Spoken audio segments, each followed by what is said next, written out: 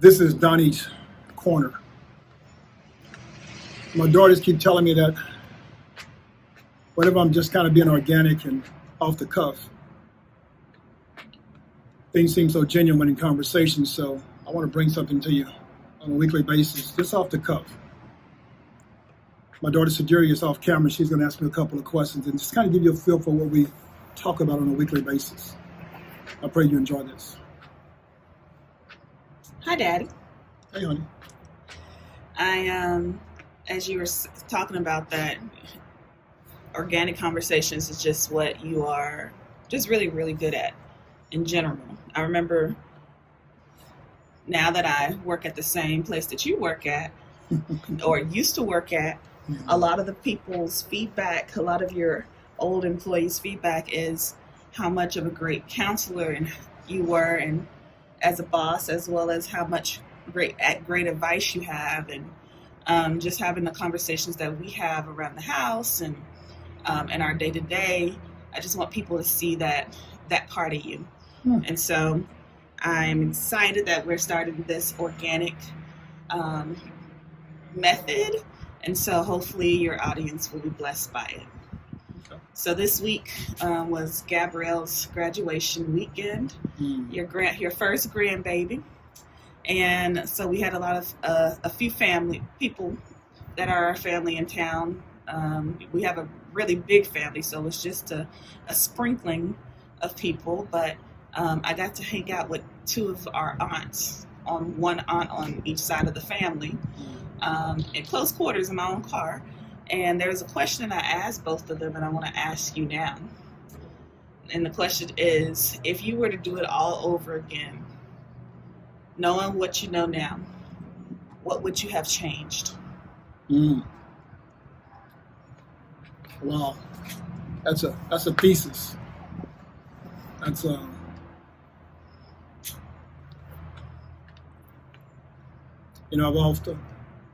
I've often pondered that question because I played basketball most of my life, and so everything was built around sports.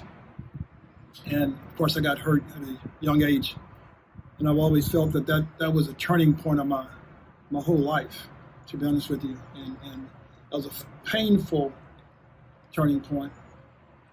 However,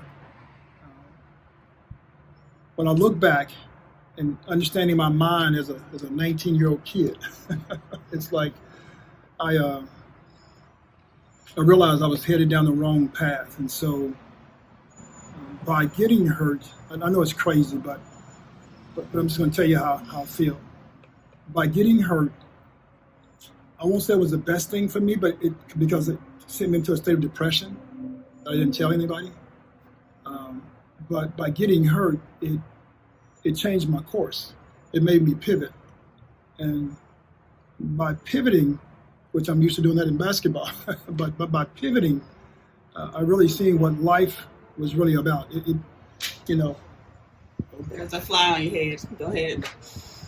Continue. What life was really about. And I realized that that path I was on with my boys, that wasn't only going to take me just so far. And I don't know where I would have went, but I can tell you right now, the injury was like a fork in the road. And I decided to make the best of it because I had, I've got 12 siblings in my family. It's 12 of us, rather. And I just couldn't see myself failing. And so I took the other fork. I took the other, if you will, the other path. I decided to work, and of course my wife got pregnant. And so when you look at the big picture, by pivoting, I gave my life to Jesus Christ. And so I don't think I would have done that. As a matter of fact, I had planned my life out, so I know I would have done that. I wasn't planning to give my life to Jesus until I was 33, and I had been all over the world and done my thing, done my thing. And I had some plans too, some crazy plans. I look back at it, but that was if I had to go back and do anything all over again, to be honest with you, I would have loved to have given my life to Jesus as a 17-year-old. I would have loved to have that moral compass, that integrity, that looking at as women, not as sex objects, looking at people for what they really are, not really for what they can do for me in so many ways, but just being genuine. I mean, who I've become to be. I would have loved to have been me now with all this wisdom and experience at 17. They say God gives the youth all this energy, and He gives all of us who are older now all this wisdom.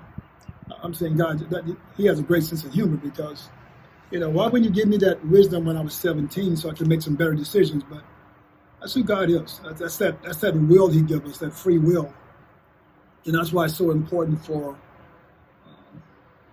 parents to really pour into their children when they're young.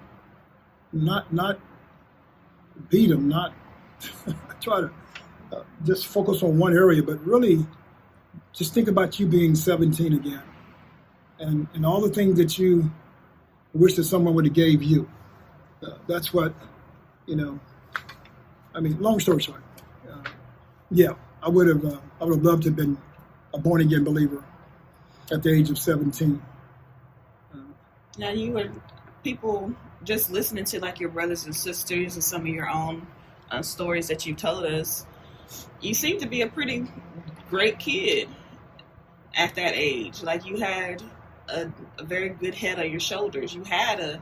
You were wise beyond your years. You had discipline and a very thoughtful and rigorous plan for your life. So what do you think it would have given you that was more?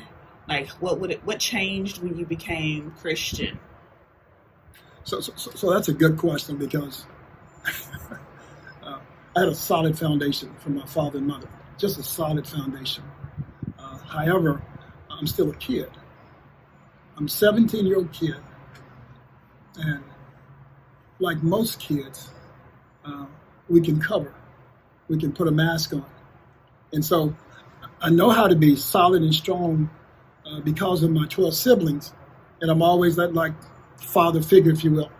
And so wherever I went, I always seen myself as the authority figure. Even with the basketball players on my team. I mean, they were older than me.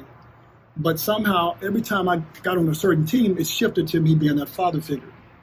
It's just something that my mother put inside of me that I always seen the best in everyone, but I always seen how to maneuver to be the person who everyone came to. And believe me, it wasn't from my plan. It's just natural. It's just what God gave me, that innate ability. So yeah, I was well grounded, but I wasn't, if you will, I wasn't as morally sound as I needed to be.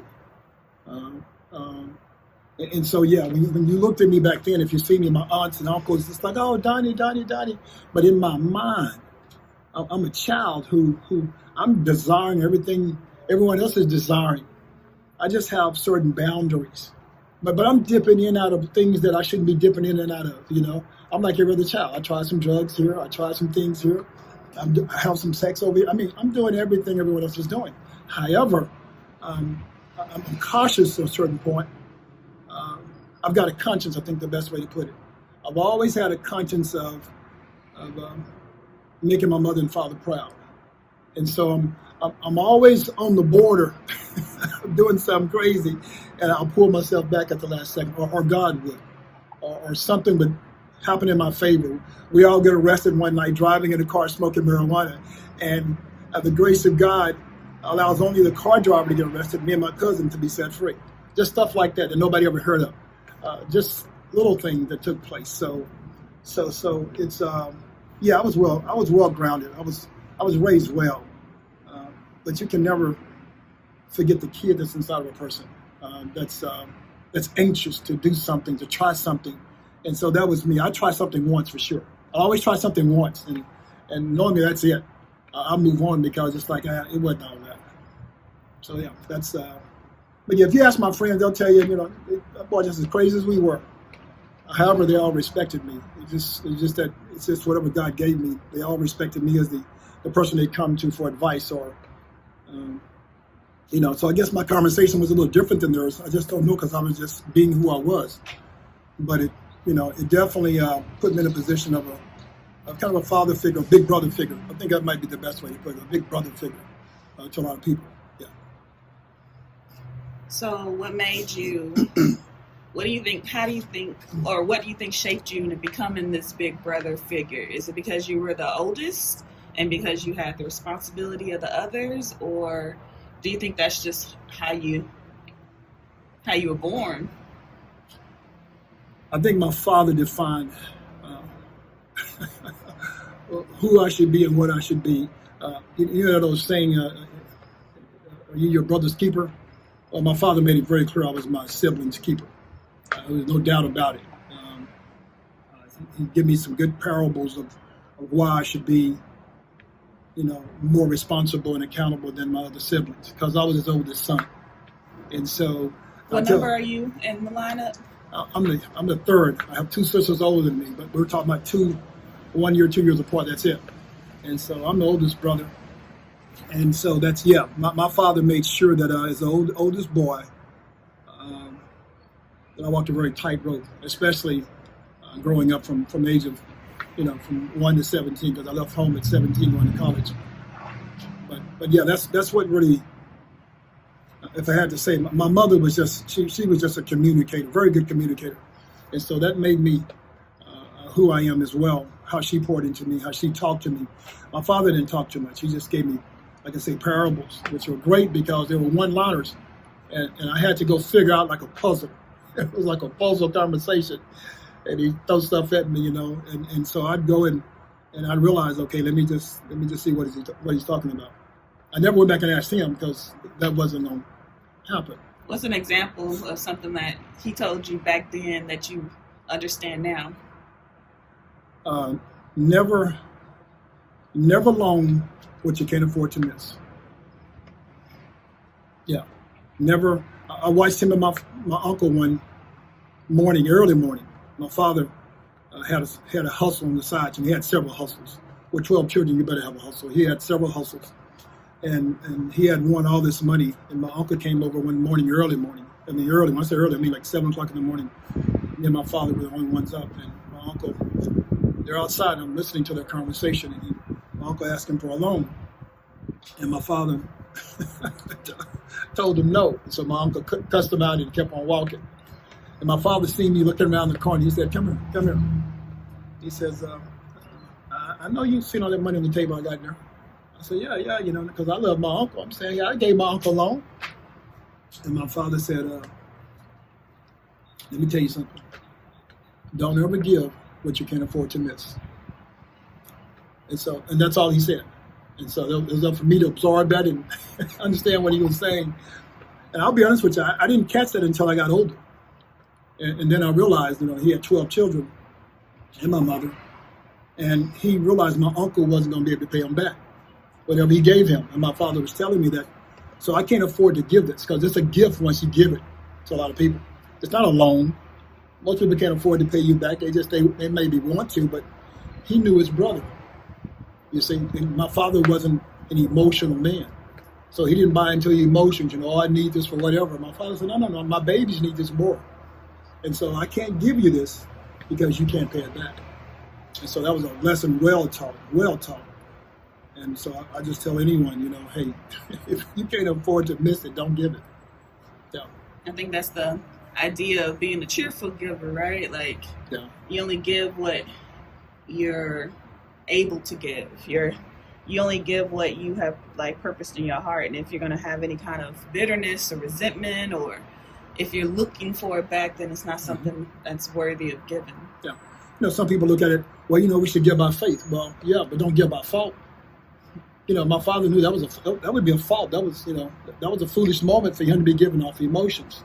So yeah, give by faith but you got to know what that faith you're pouring into. I wasn't faithful. My father said, no, that would be me being a fool. And so I can't give by fault. Yeah, this would be a fault on my part. And I'd be upset at my own brother, and it's on me because I gave. I know he can't afford to give it back to me. So that's on me. So yeah, that was great teaching. I just wish he just told me like that, versus me going and have to figure out this puzzle. Yeah. Made you a problem solver. Yeah, it did. It really did. So you're one of the most confident people that I know, and you have confidence with humbleness.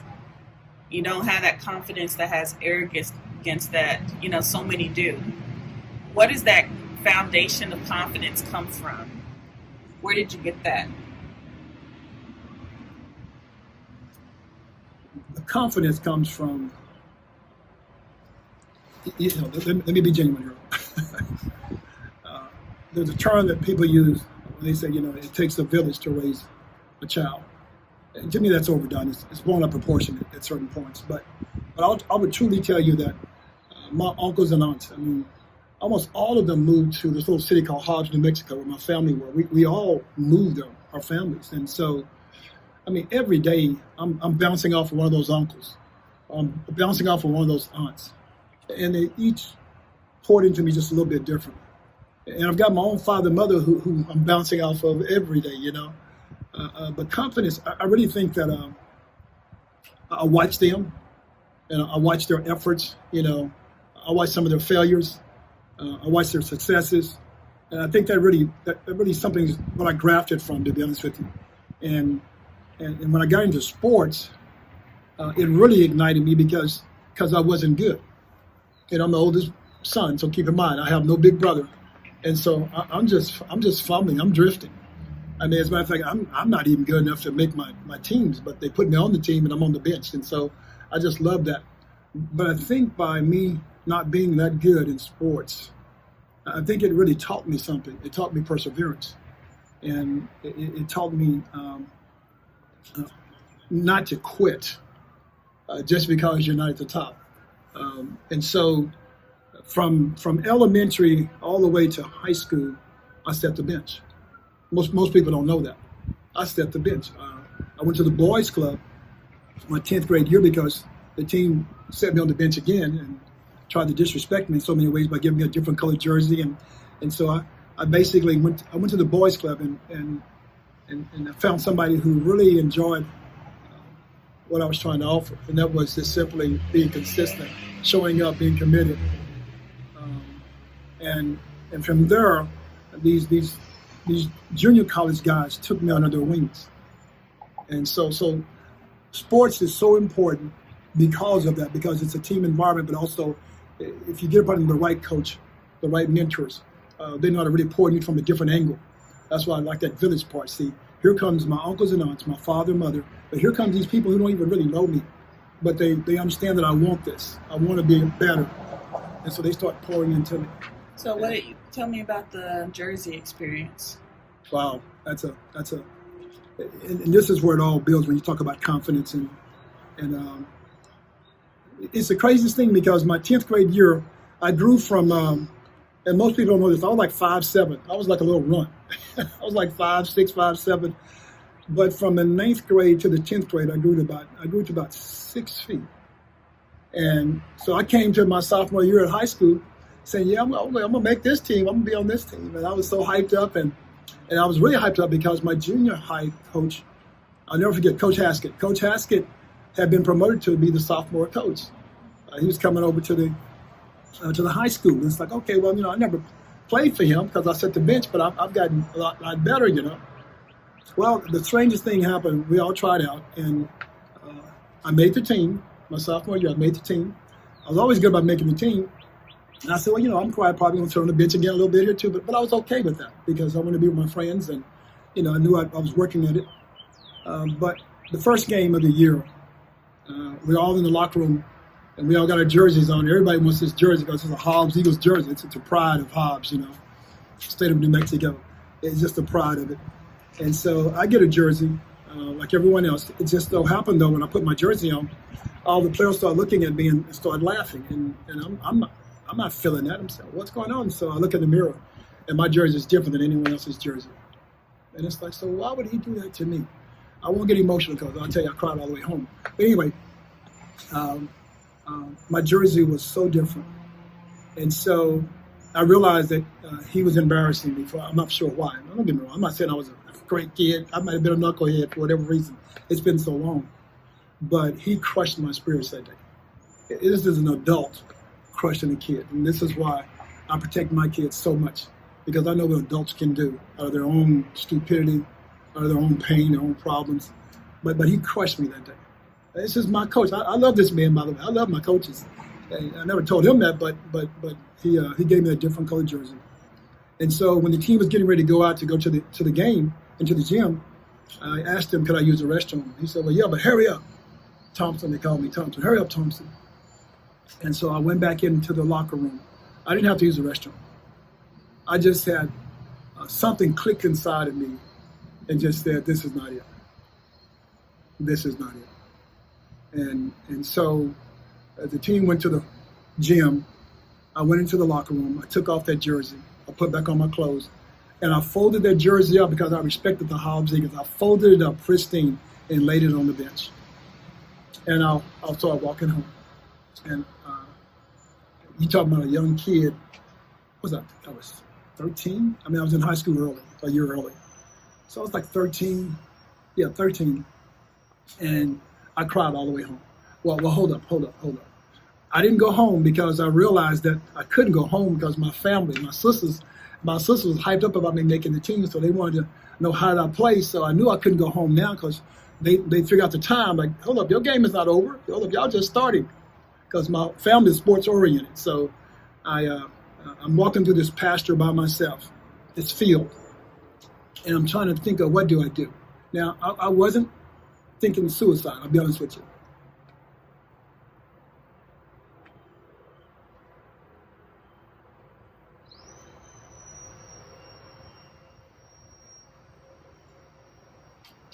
Maybe I was.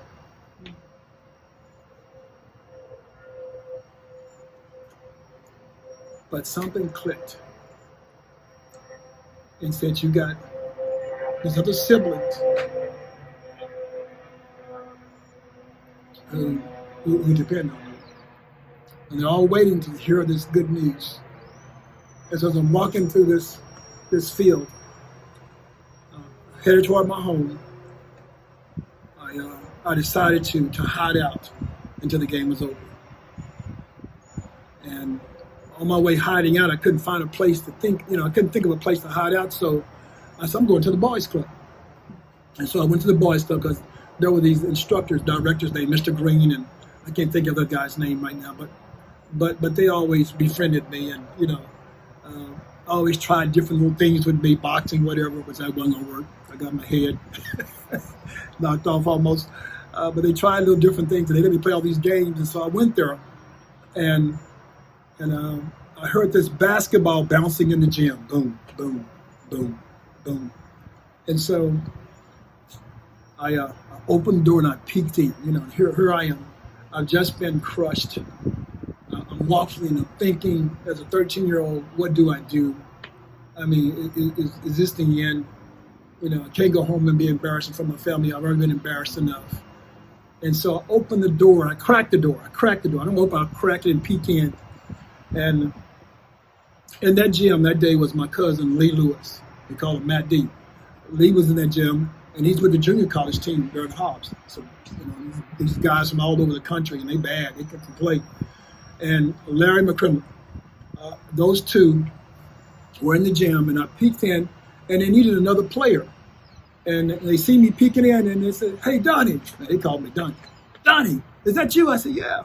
They said, you want to play?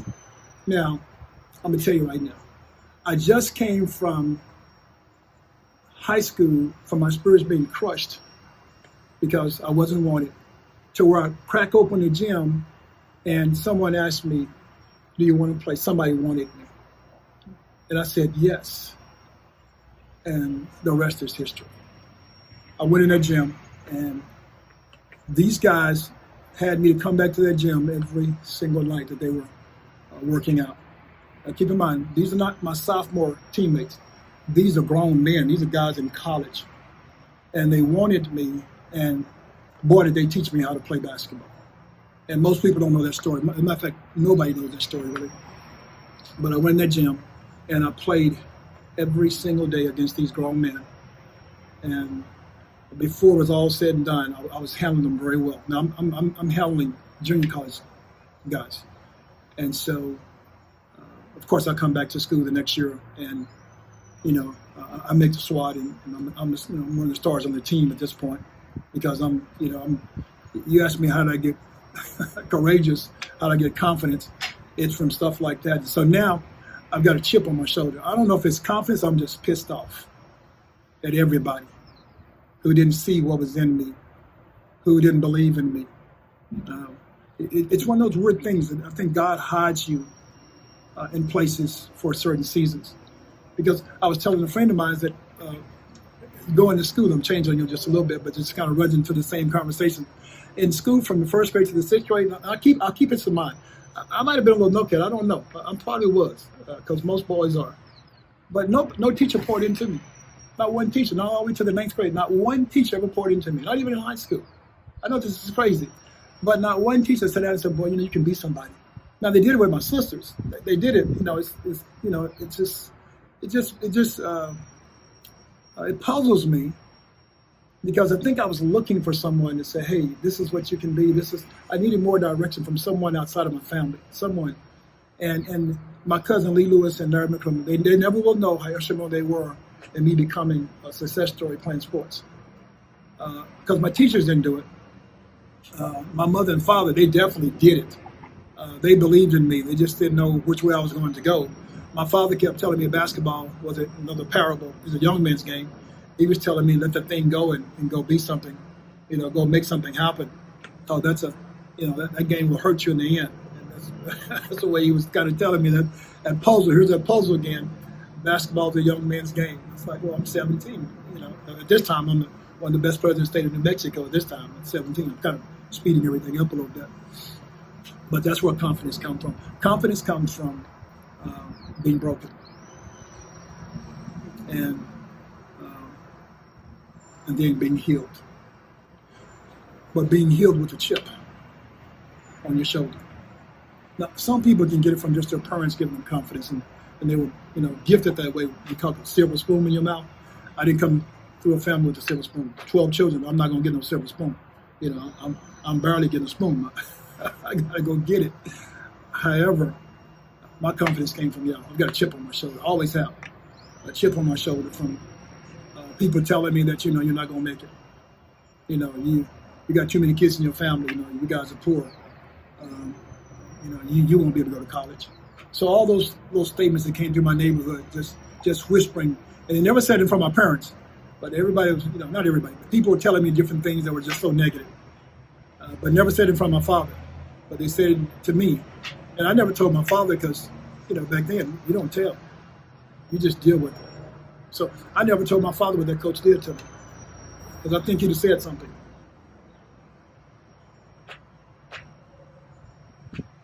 Yeah. Good old Rusty Haskell. And I wish I'd have told him, because I told him in a summer league game, the coaches were playing against the high school kids, and I had 44 points on them at halftime. So I was telling him, because I wanted him to guard me, and I had 60 by the third quarter. I lit him up, and that was my chip on my shoulder to get back at him for doing what he did. But I wish I'd have told him what he took me through, how, but also how I took that as fuel. Yeah. I think that's a great story, and just sharing with people how, something that just seems earth-shattering, right? Mm-hmm. Like you're not going to make it, or you don't see your way out of it, how that can all change in an instance.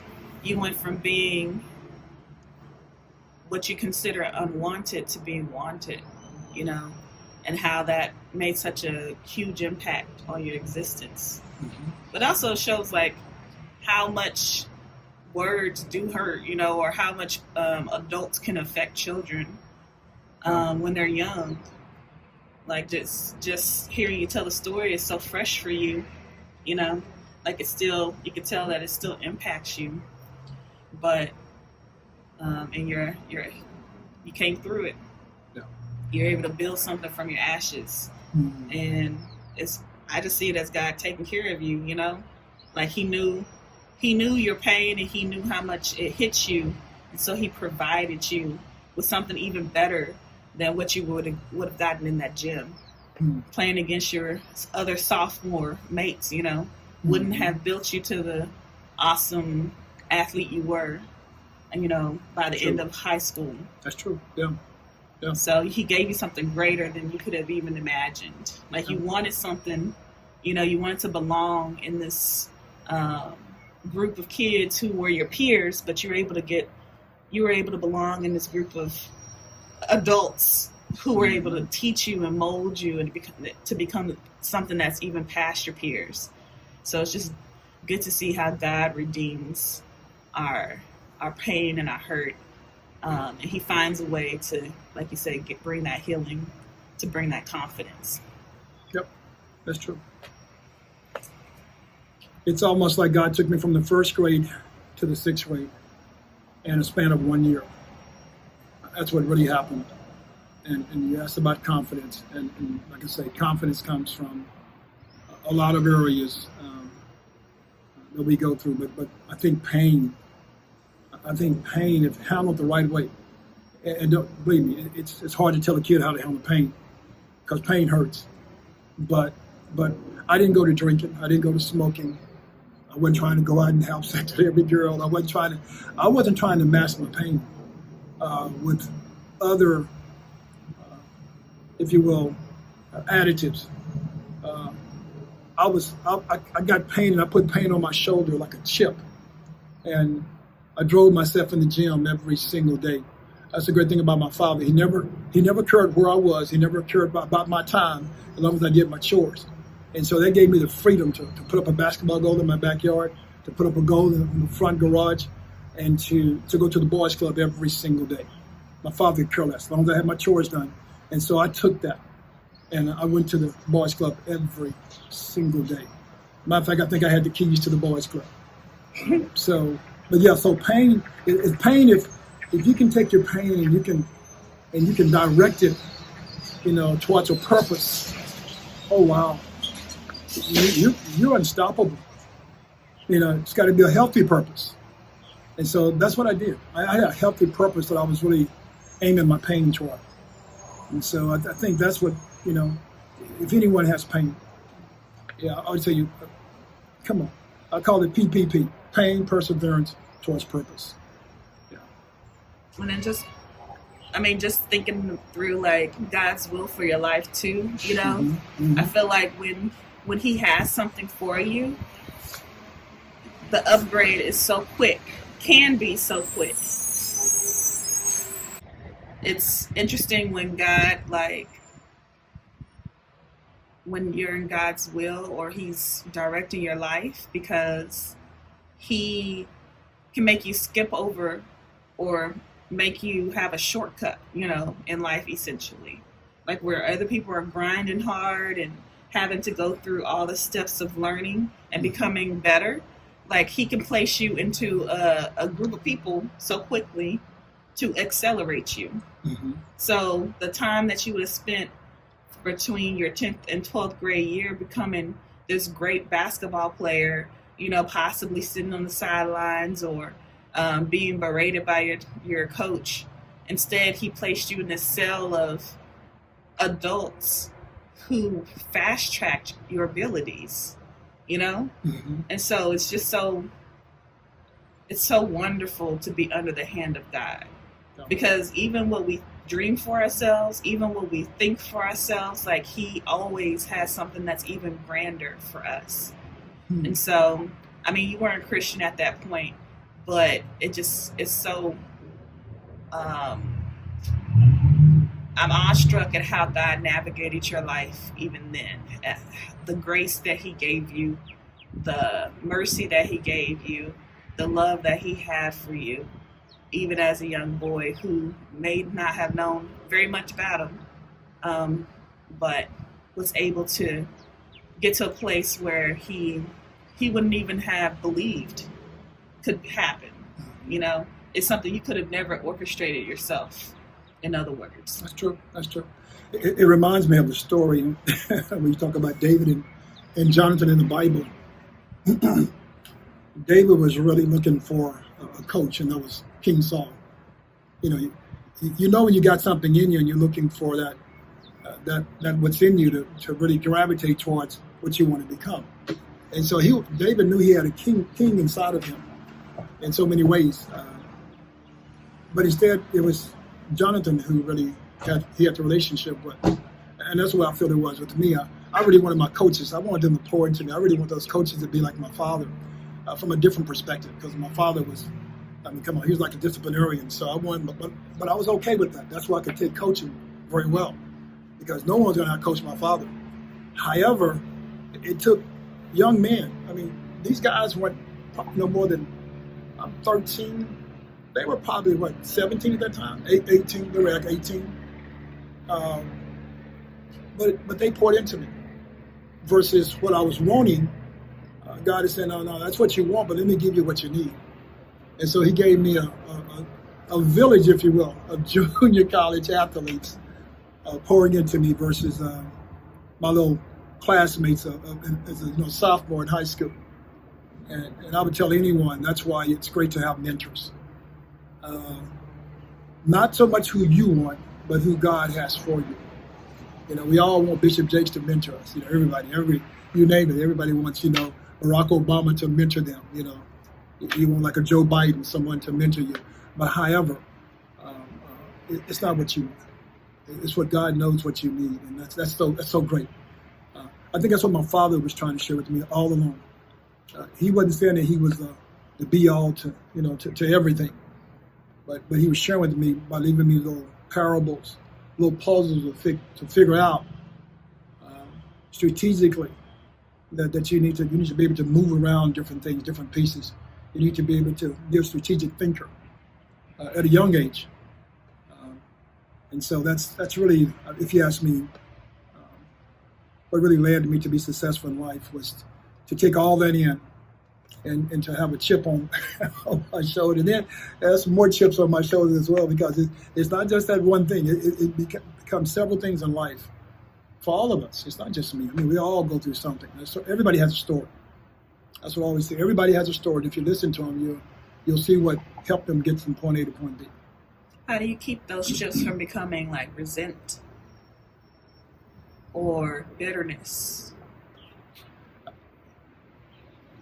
I call it, you can't look back. You can reflect, but you can't put your hand backwards to the plow, because you stay there. And so you take that chip and you keep going forward. And so everybody you meet, don't see your chip, but you carry it within you. And so it makes you, you're more observant. Yeah, you see people for what they really are. When someone tell you they're a witch, they're a witch. You don't kind of joke around with it. You don't kind of hang around with it. You don't play with it. You just see and you believe and you move. So that chip takes you forward. Or it could be a weight. Matter of fact, that might be better, Siduri. Your chip can be a weight that just holds you back and keeps you back. And that's why you see, when you go back home, you see so many people who you grew up with, who were more successful than you, who had a better family structure than you, if you will. They're on drugs. They're still, some of them are dead and gone by now. But they gave their lives to the weight versus letting the chip propel them forward. Yeah. See, my chip took me forward. It was a chip for everybody. It wasn't just a chip for them, because I realized I need to carry this chip to really kind of get me in and out of places. Because I put 100 applications in when I first came to Dallas and didn't get one job. That's a chip. And so I'm ready for wherever I go. When I do get hired, I'm going to carry this chip into that employment. I'm going to be the best employee there because I've got a chip. So yeah, your chip can be it can be a weight that holds you back, or it can be like a fishing reel that you cast forward, and you're pulling yourself along the way, understanding I can't let my chip hold me back, not in any situation. So that's what it becomes, and that's what it became. I had what I call this foresight to see things that some people couldn't see, because I was from that team sport. I'm always building teams along the way, and so that's what I really prided myself off of, is that no, you can't be on my team because you talk too much. You can't be on my team because you're not a family man. I structured my team around what I needed, and some people were free agents, some people sit on the bench, and some people never got off the bench, and some people, I'm sorry, I just held you at bay because you need to grow, and right now you hold my team back. So my mind is I'm always team oriented in my thinking and everything. Since that sophomore year in high school, yeah, I became a team oriented strategic thinker and planner, if you will. And yeah, I hold myself to a high standard. And that's probably why I couldn't be a good coach because I look for perfection in everything. And that's tough. That's tough that's tough. That's tough for everybody else around you. So you'll see the good side of things, but deep down inside, I realize that's no one should be put in that situation because the nature that this flesh has evolved from, and you can get there, but you can't expect everyone else to get there because everyone else's their plight is not like yours. And so that's what I had to learn along the way is that I'm different. We all are different. And so I can't put high expectations on you in a way that, out of my pain, because you can't perform at that level. And so I have to enjoy you where you are and give you some advice, but I can't put my expectations on you. And I think that's what we do when we go wrong. And I've done wrong. I've been wrong in that area myself because I got some high expectations for people and things. And I have to pull myself in and say, okay, hold on. You're casting, but you're casting for the people, and that's too far. Because some people might have a weight and they can't cast yet, but you can help them along the way. But you got to realize everyone don't have the same thing. Yeah. He was talking about perfectionism.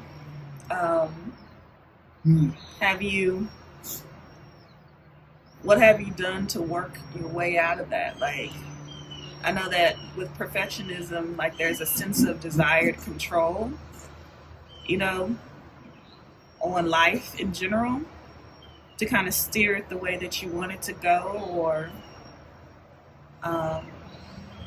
to try and buffer, any pain or any failure. So what have you done? Have you done any work in that area to work on your perfectionism, and what does that look like? Or have you given yourself permission to not be in control? I think the most important thing I've learned is that experience living longer helps you understand your gifts, but also your I don't want to call it failures, but your gifts and also the things you need to work on. I think that's the best way to put it. Through living, you realize along the way your failures, and you realize, okay, so hold on, I'm failing, and I'm striving hard not to fail in certain areas, and so then you realize that, wow, yeah, this is a tough walk. Let no one fool you, because I know what I can put into it, and I still have my moments of failing, and so that's really helped everybody around me to see that, everything can be done out of my strength, and out of my strategic thinking. No, that's still, you're dealing with other human beings. And if you're not careful, perfection will make you collide. Yeah. Instead of providing the support you need, you start colliding into people. It's almost like taking them out because you don't really have use for it. And that's not what Jesus wants us to do. We should be helpers of one another. And I think by giving my life to Christ, that really, I'll be honest with you, that really helped me out. But even more than just my siblings, I think it's kind of crazy because I didn't grow up trying to be perfect.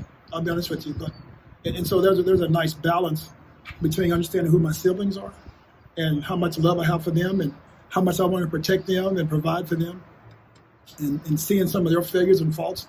And I realize that's you got to give some grace here. When you see people cutting people off, that's because they give no grace, and that's because they feel they're perfect in one area more than someone else. And so that's what you have to do. And that's what I've done. I realize how important grace is, even for myself, to just let it go. You know, I don't like the excuses, you know, nobody can be perfect, only God is perfect, no, Jesus is perfect. All that bothers me. It's like, but why aren't we striving for perfection, you know? And I realize that it's not an excuse. It's just that none of us will ever be perfect. If we were, we'd be God. And so you just gotta love people for where you are and where they are as well. And just give the advice that you can and move forward. But all that's helped me, though, with other people. I'll be honest with you. I could never be a coach. I'll tell anyone, I could never be a coach, never.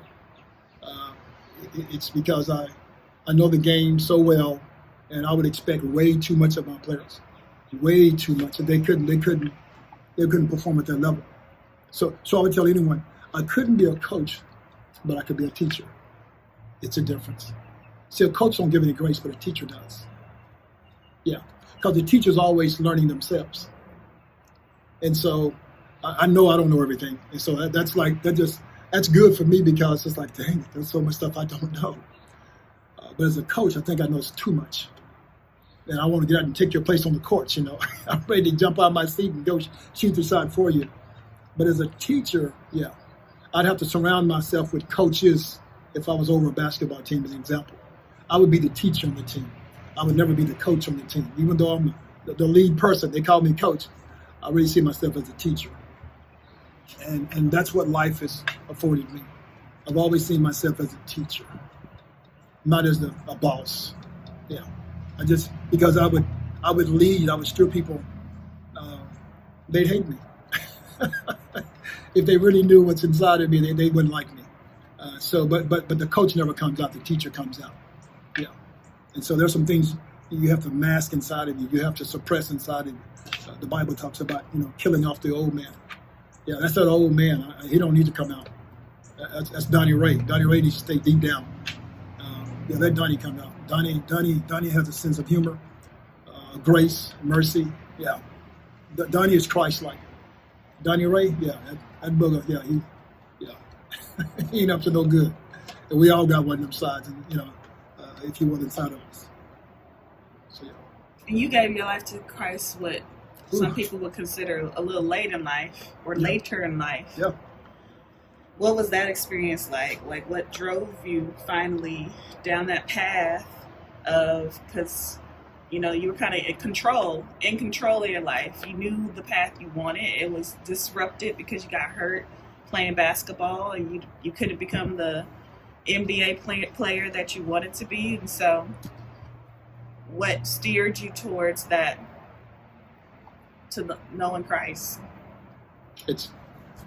This is one of the probably craziest things ever for me. I came home one summer from college. I think I was 19. I was in my mother's and father's bedroom, and I was watching TV, and this preacher came on by the name of Frederick K.C. Price. And I sit there and I listened to him. And don't ask me why, because I'd never listened to church, never really been in a church. But I listened to him, and I just sit there and watched him. And I just said to myself, or something said it inside my conscience, I'm going to be saved one day. And I just left it there. I said, I'm going to be saved one day. And so then I started planning it out. I said, okay, I'm going to be saved, but I've got to go and, you know, I got to go out there and run the world first, you know, and finish my NBA career, you know, because this time I'm still playing, and I'm doing some great things in basketball. And so I started planning out, okay, I'm going to go out and enjoy every woman of every nationality. I'm just going to be honest with you. I said, I'm going to go to every part of the world and enjoy every part of the world. I'm going to get that all out of my system. And by the age of 33, I'm going to get married. I'm going to give my life to Jesus Christ, and I'm going to sort of have my family. So my plan was to do all that at the age of 33. That was my plan. And so I knew I always was going to be saved. It's crazy. And so I really think that's whatever happened then was a turning point as well, because I started doing things a little different. I started seeing things a little different. I started treating people just a little bit different. Not that I was bad, please, but just it gave me a conscience. I think that's the best way to put it. I realized my conscience for the first time. And so it made me go through like a, kind of a thought process before I do anything, say anything. Even though I kept messing up at certain points, you always mess up at certain things. But that really helped me to get on track in so many ways of knowing that there's a greater cause for me somewhere down the road. But I was trying to plan it. So this is crazy. After I left college, your mother wanted to get pregnant. Really? She wanted to get pregnant. Your mother wanted to get pregnant. So that was a detour in my life right there. She wanted to get pregnant. And so that was a detour in my life. And so she is not here to defend herself. So that's we had you, and so from that point on, then we had your brother and your other sister. And what age was that? Because remember you said I was 22. Married at 30. She hijacked my whole plan. At the age of 22, I think I was 22. I might have been 24. I think I was 24. And this was after you hurt yourself? Yeah, this was after basketball. Yeah, basketball. I went to Mexico to play pro ball, and I was still trying to make some things happen. Came here to Dallas, trying to get on with the Mavericks, all kind of just stuff you go through. You're trying, you're through, but you just can't believe you're through. So you're reaching out to agents and you're trying to get a workout, and you're trying to, but that's. But you were in pain, right? Because your back was messed up. I was in terrible pain, and so that didn't work out. But me and your mom, we started having children, and so my whole plan was altered in that area. And I just started working. And that's a crazy thing because I've never really worked. I've never had a job, I played basketball for the first, 25 years of my life. I just played basketball. Went to college, played basketball. And so I started working, and I fell in love with working. It's crazy. I know people don't think like that, but I love working because, once again, my mind's compartmentalized things, and I started seeing structure, team structure in the workplace. And I just love working and help developing people. I mean, I put my hands on you. Keep in mind, I'm not the coach now. I'm the leader. I'm the teacher. I'm that teacher in my mind because I know I can't coach these people because I kill them. But I'm teaching, and so I just kept growing in that area. And then I kept struggling though with because my wife at that time, your mother had given her life to Christ, and so I'm struggling. But now here I'm 30 some years. I'm 30 years old. And I'm going to church. I love the church I'm going to, and I'm working in the church. I mean, I'm working. I'm doing the. I'm over the all the recording. I'm over, you name it, cleaning up the church. I'm helping with everything in the church. I've got like 5 jobs inside the church, and I'm not even saved. Why were you in the church? Because my wife is in the church. My wife is in the church, and the pastor. Bishop Arthur Jane Moore was just a great friend. I call him a friend. He's older to be my father, but he was a great friend. He just loved on me as a son, and he never tried to push me to get saved. He never, he beat people up trying to give their life to Christ. Never. He asked me like one time and told me why, and that was it. He never approached me again. We just ran together, and I just watched his life. I watched his walk, I watched his conversation, and it was just so great. And it lined up with who I wanted to become. He was my hero at that point, And so I just kept working in the church, not being saved. He kept giving me little things to do.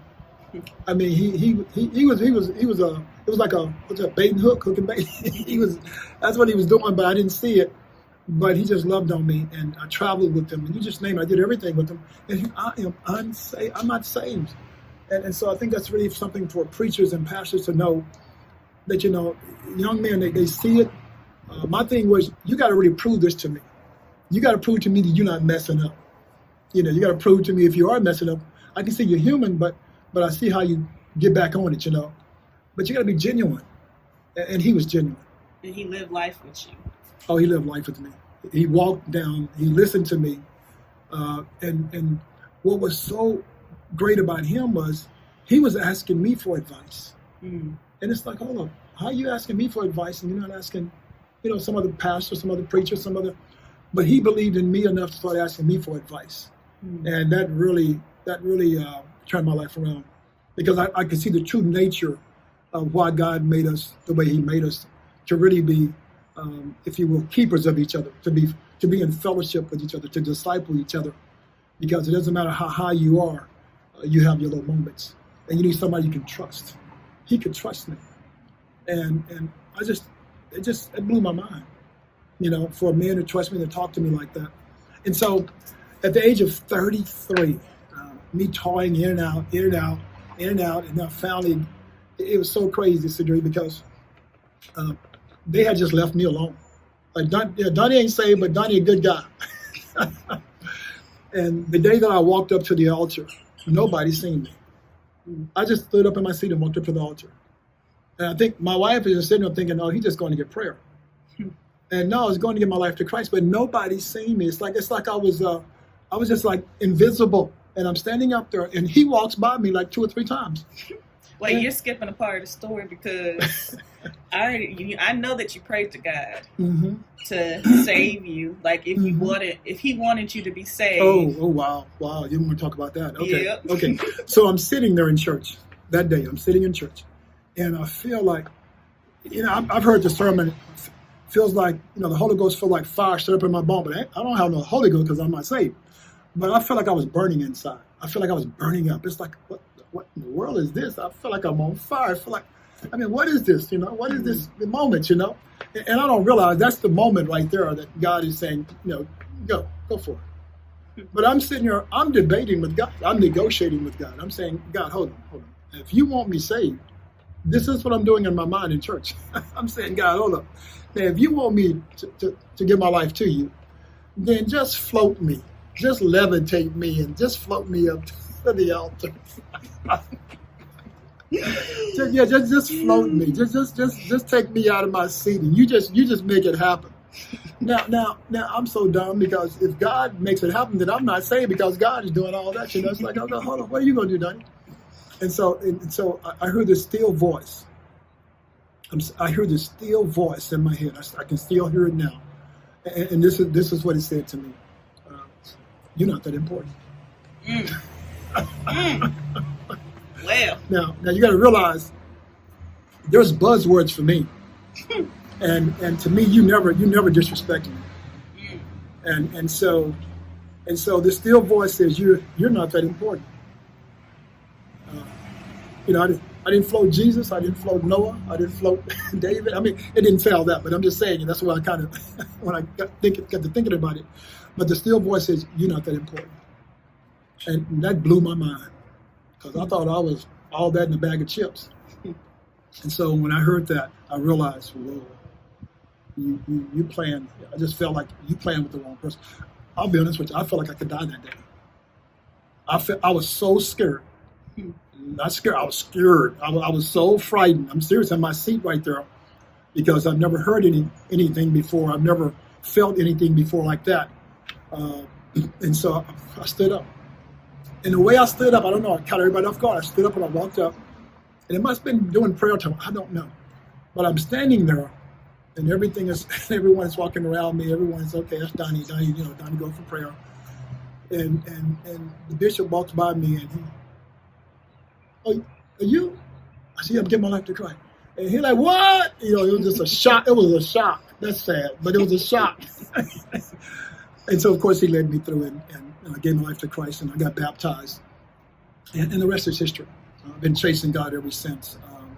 Because one thing I knew, that once I got saved, keep in mind that perfection inside of me. Once I got saved, I was going to run. And so I've been running ever since. And so that little 19-year-old kid who was watching Frederick K.C. Price basically made a commitment that day that one day I'm going to be saved. One day I'm going to give my life to Jesus Christ. And so, but that's another pivot point in life. See, there's so many pivots. Because from that point on, I tried to be perfect. Here comes this perfection again. I'm trying to be perfect with this whole thing. But by that time, I've been in church for a while now, the most I've ever been in my life, and I understand humans' weakness. And so I knew if I was smoking, I knew I wouldn't stop smoking just for one day. If I was drinking, I wouldn't just stop drinking in one day. Now, don't get me wrong, I never really got into smoking and drinking, so that was. And I kick it with my boys every now and then. So that wasn't really a challenge. That was easy.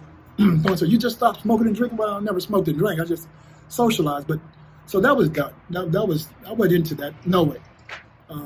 But other stuff I had to give up, and it's like that was done. I always tell anyone, I can change in 30 seconds if you can tell me why. And Jesus told me why. And so I changed in 30 seconds.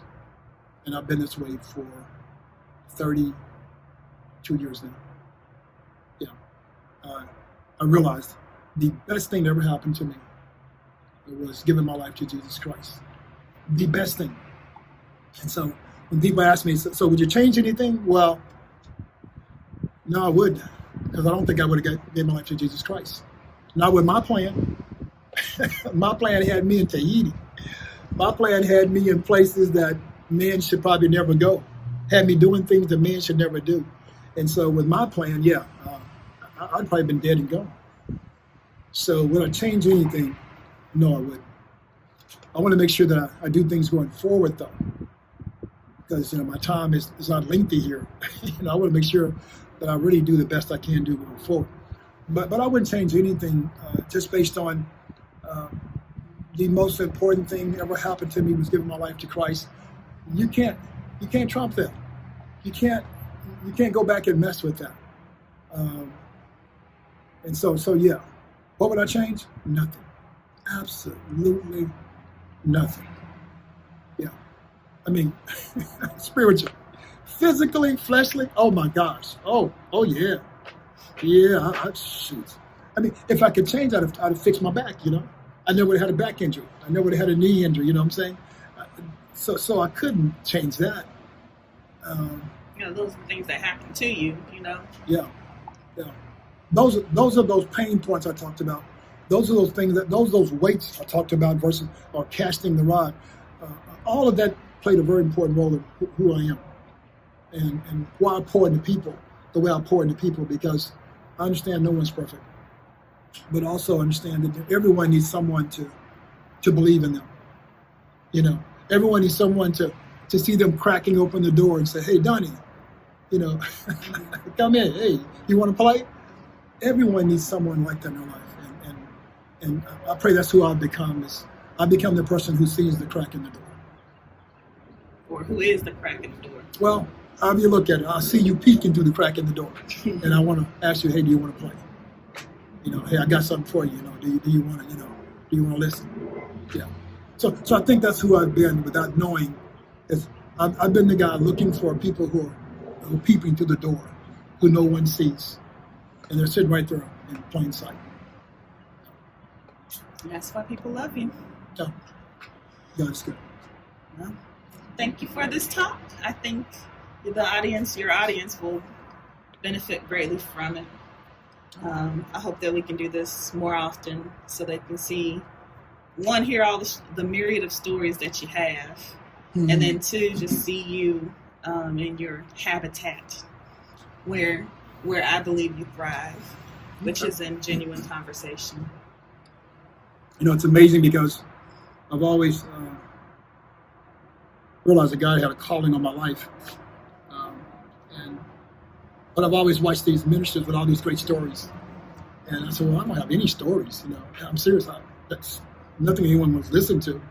And when I started working in corporate America, and in every meeting I have, I'm telling stories. And so one day my staff, I'm sitting there talking, and we go to a meeting, and we just go through it real fast. And they say, you're not going to tell any stories? You don't have anything for us? And I'm saying, what do you mean? He said, oh, we love your stories.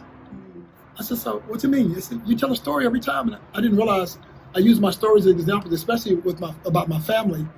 I've always included my family in my meetings and talked about my family and what I do with my family. And it dawned on me, I had been doing that in every meeting, in every setting. And they were hanging on to my stories and wanting to hear the next story. And it's like, oh my gosh, I've just been, teaching. And they're not really even paying attention to what people are really enjoying. More about the story than the meeting itself. So yeah, this is worth sharing just based on what God has done for me and still doing through me. So I appreciate you.